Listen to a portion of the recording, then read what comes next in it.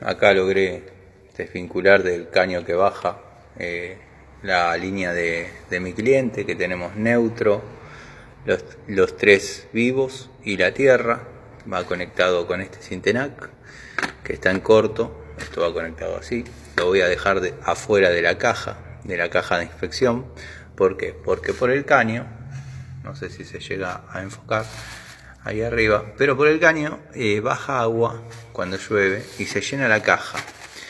Y bueno, comienzan los desastres, saltan los NH, si podemos observar ahí ya hay quemaduras en las borneras, o sea, así que bueno, lo vamos a dejar en forma exterior hasta tanto el consorcio resuelva qué hacer con este tema.